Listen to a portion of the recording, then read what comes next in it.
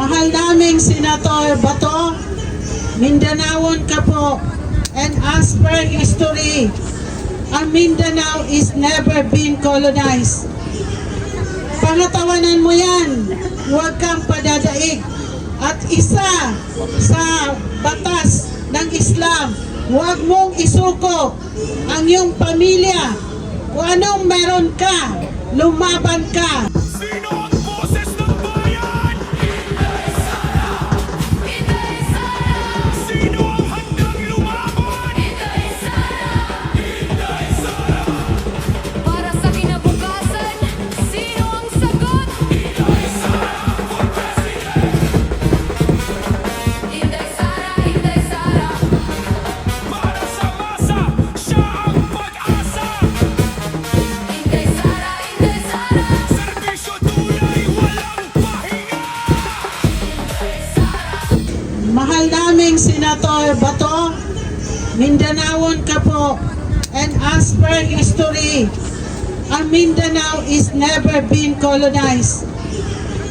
Pangatawanan mo yan, huwag kang padadaig. At isa sa batas ng Islam, huwag mong isuko ang iyong pamilya. Kung anong meron ka, lumaban ka. Kasi mapupunta ka sa impyerno kung isusuko mo. Senator Bato, Cayetano, congratulations, applause ka for defending the House of Senate. Who are they, by the way? Tatay Digong, how many president? Ikaw lang ang pumirma sa BAM after 50 years. Kahit ikabatay ko ng aming lahi, susuportahan ka namin dahil ikaw lang ang may puso sa kamusliman. Kaya, mga kababayan ko, Bangsamoro, huwag tayong taksil. Ngayon, nag-aaway-away kayo sa BAM. Sino ba may pagkabad yan? After we got the CAP Comprehensive Agreement of the BAM, sino ang nag-create ng division? Hulaan nyo, nagkakagulo kami sa Mindanao. Yung magkakasama, nag-aaway na. Maawa po kayo. Nandyan po yan sa third party monitoring team after getting the CAP. Sana po, yun ang mananaig. Ngayon po, nagrarally sila doon. Sana si Tatay Digong, sana wala yan. So, ang amin po ay ipagtanggol ang Pilipinas.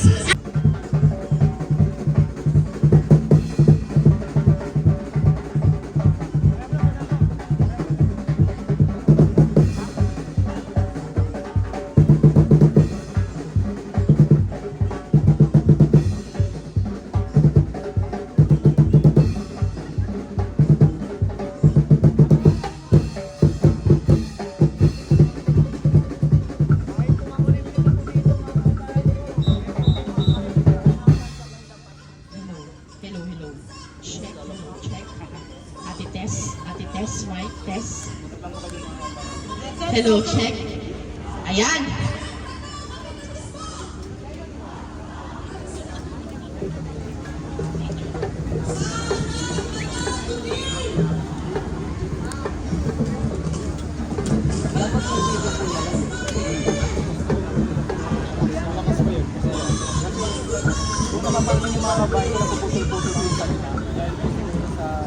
Battery ng mic.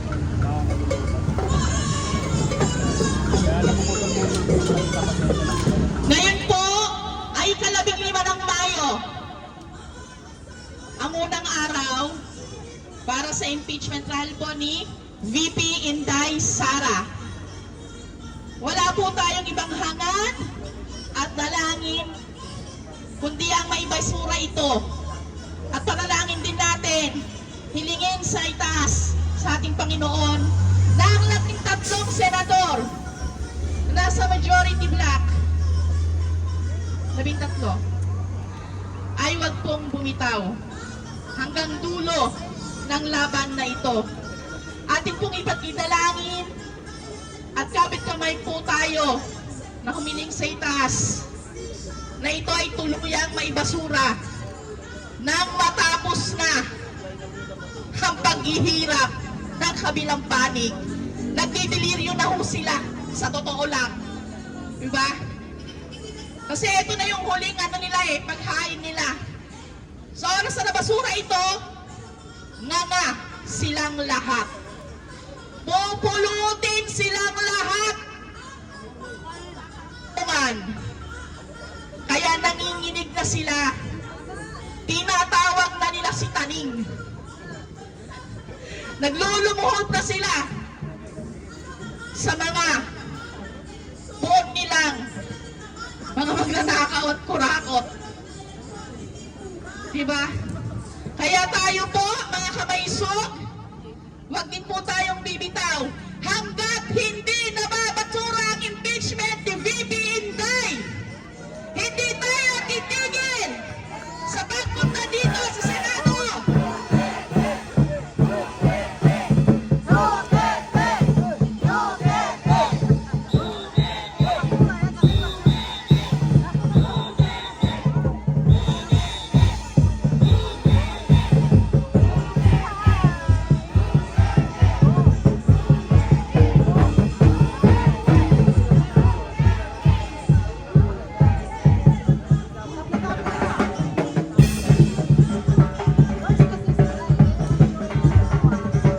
Ibasura ang impeachment! Ibasura! Ibasura! Ibasura!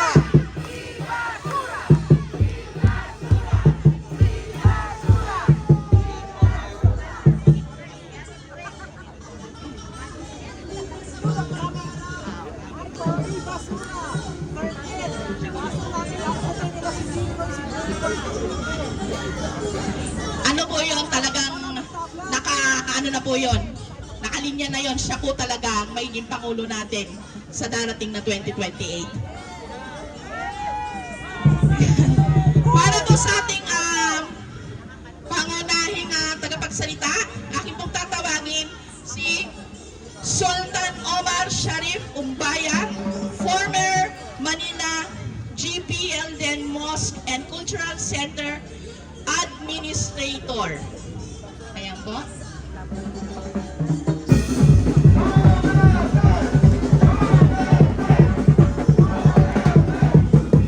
Duterte! Duterte! Duterte! Duterte!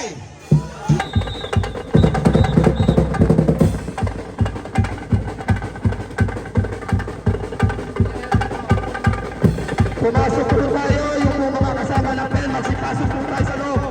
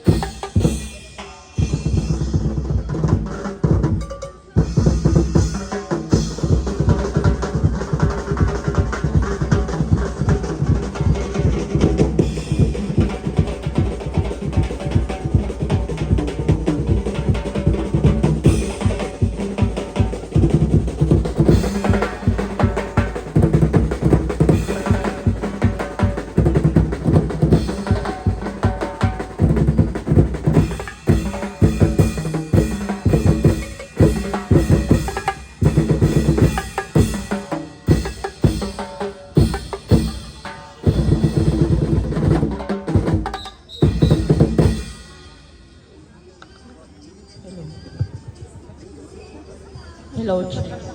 Hello, hello. Hello. Isang kamay sok. Ayan. Para po sa ating programa, bago natin umpisahan,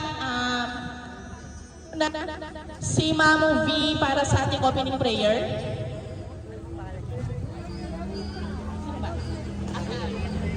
Para po sa Muslim prayer po natin, si Ma'am Sharifa. Ayan.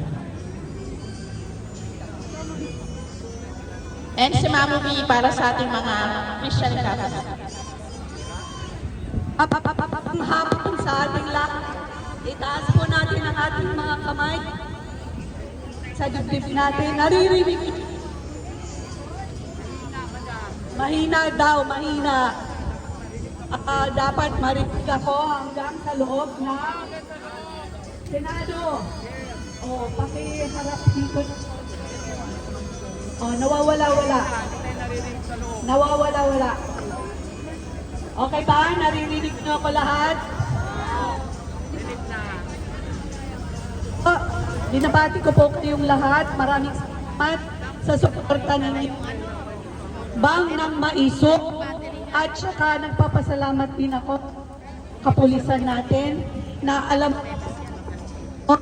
ay maging tiwasay at maayos itong araw, mga araw na nandito tayo para dito sa nangyayari sa ito.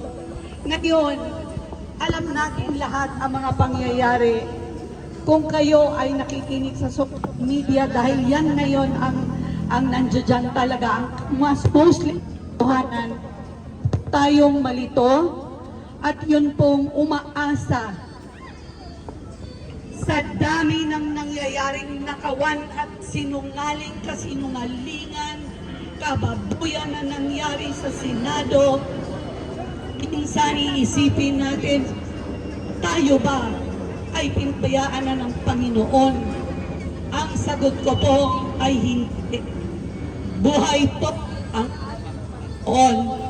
At ngayon po ay bibigyan ko ng pag-asa ang taong bayan na ang Diyos is a God of order. Kung meron man tayong pinagdadaanan sa ngayon, ang sa akin palagay ko'y dapat nating pagdaanan so that pagdating ng panahon, tayo ay dapat matuto, huwag na tayong magpalinlang, kailangan mag-isip-isip ng maigi at mabuti. Mostly, magdasal po tayo. So to open this afternoon, natin General Bato at ang majority bloc, ito po ang pangako ng Diyos. Babasahin ko po yung word para po malinaw po sa ating lahat. Pagpasensyahan niyo po ako, English po yung word ng aking dasal.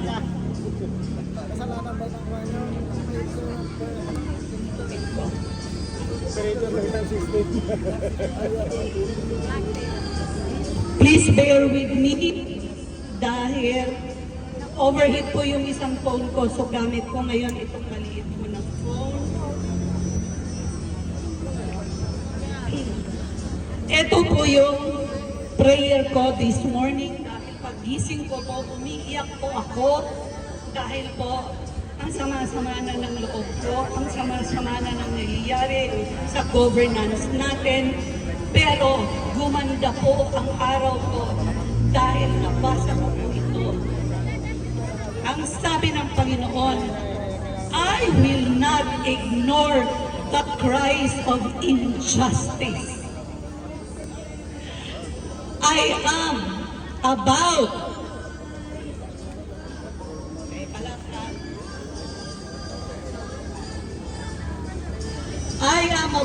to unleash my great power like a mighty wind through your land.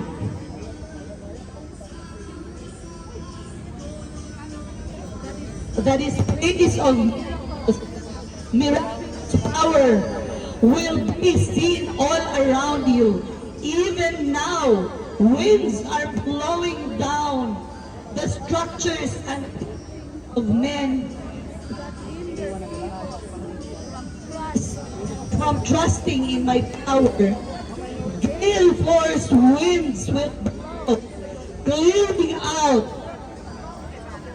is clearing out not of me. The more confidence you place in the structures of the disappointment will come when I blow. Then, when I blow down, my truth will prevail. I will reveal my power against the wickedness and unrighteousness, toppling the evil that oppress the innocent. I expose the lies that lurk in the shadows. I will highlight the purity and passion of my humble lovers. Nothing is hidden from me. Every glory, every ploy of evil that has sought to lead people astray will fail. But those who lead with integrity will shine like the darkness. My life. Ito ang pangako ng Panginoon. And in closing,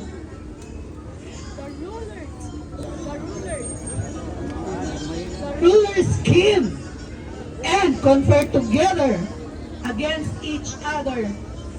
Ito ang pangako ng Panginoon. Magdasal po tayo. Aba, Father, maraming salamat po sa pangako mo ngayong araw na to na ni-release mo, i-reveal mo sa akin today.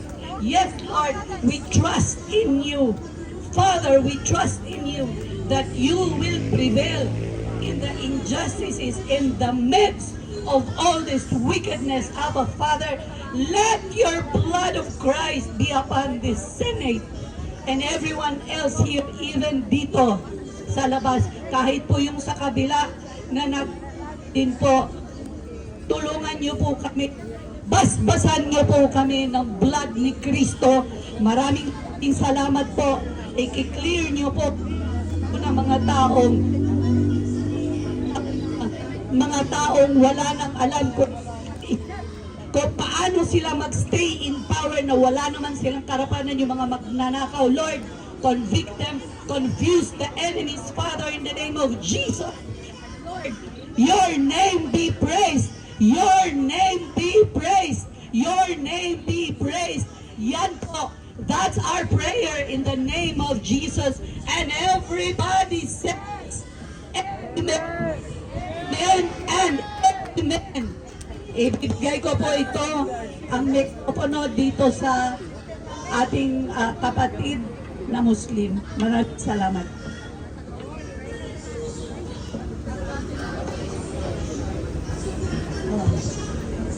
A'udzu billahi minasyaitonir rajim. Bismillahirrahmanirrahim. Mahal naming Senator Bato, Mindanaon ka po, and as per history, ang Mindanao is never been colonized.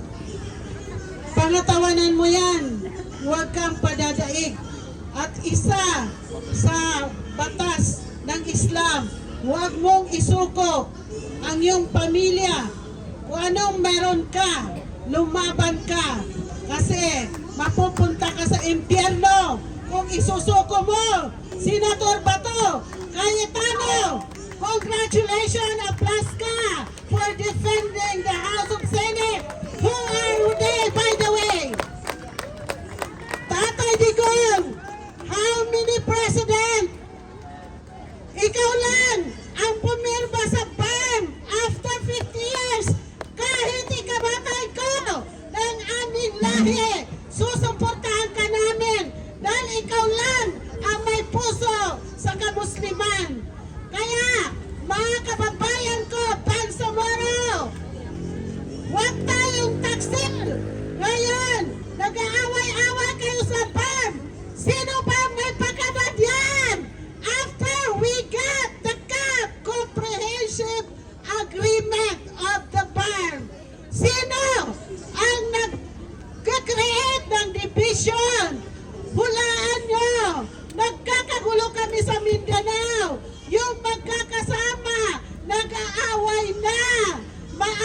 kayo. Nandyan po yan sa third party monitoring team after getting the CAF. Sana po, yun ang mananaig. Ngayon po, nagrarally sila doon. Sana si Tatay Digong, sana wala yan. So, ang amin po ay ipagtanggol ang Pilipinas against corruption at pagkaguluhan. So, ito po, dahil po sa amin sa Islam, mangunguna ang lalaki, siya po ang magdadasal. Sir Omar,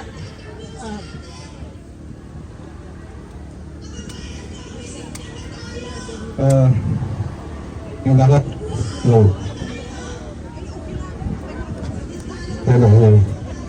Hello.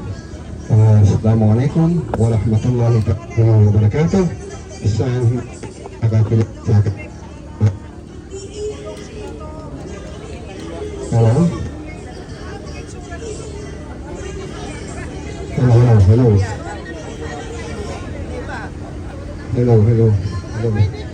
Opo, ako po yung kapatid niyo from in the province of Manila del Sur. Ako po si Sultan Omar Sharif. I was the former Manila Golden Mouse and Cultural Center during the time of ang ating pinakamamahal na Pangulong Duterte. Opo.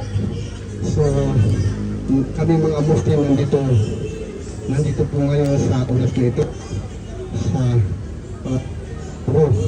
para ipakita po natin ang pagmamahal natin sa bayan, para ipanalangin natin ang nandito po kami, kasama namin ang mga kapatid namin mga Muslim. Dumating na po ang aming isa sa kinikilalang leader namin, sa mahal namin leader sa Bern. Dumating na po siya, si Sultan Idrissa Rimban, ang ating members of the parliament, mga samunod transaction. So, nais mo namin na ipanalangin ang ating bayan para sa pangyayari ngayon. Itong tawagin a very suffering, difficult crisis in our country. So, sabayan niyo po ako manalangin para sa ating bayan. A'udhu billahi minash shaitani rajim. Bismillahirrahmanirrahim. Alhamdulillahi rabbil alamin. Ar-Rahman Malik yawmiddin.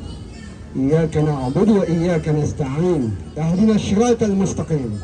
Shiratal ladzina an'amta 'alaihim ghairil maghdubi 'alaihim waladdallin. Amin.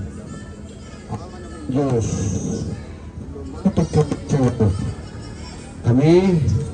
Lumapit kami sa iyo ng may kababaang loob at pag-asa sa gitna ng korupsyon, kasinungalingan at pang-aabuso. Hinihiling namin sa iyo ang iyong liwanag at katotohanan.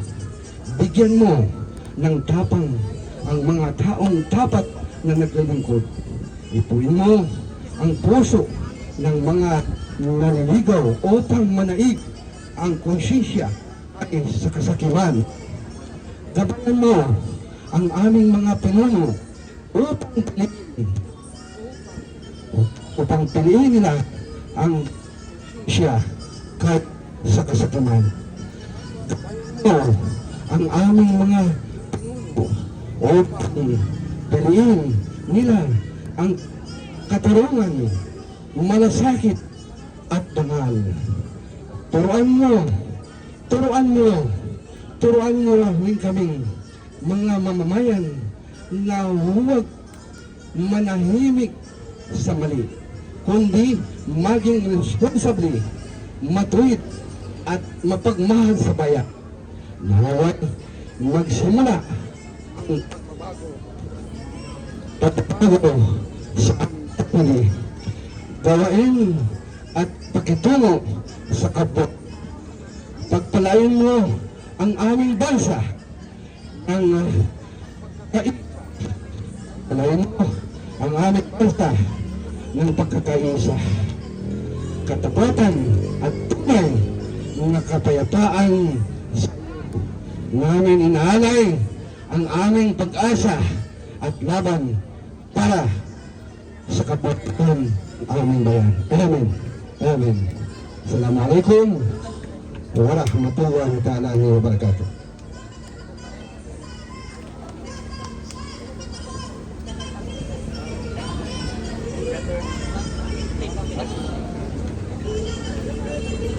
Hello.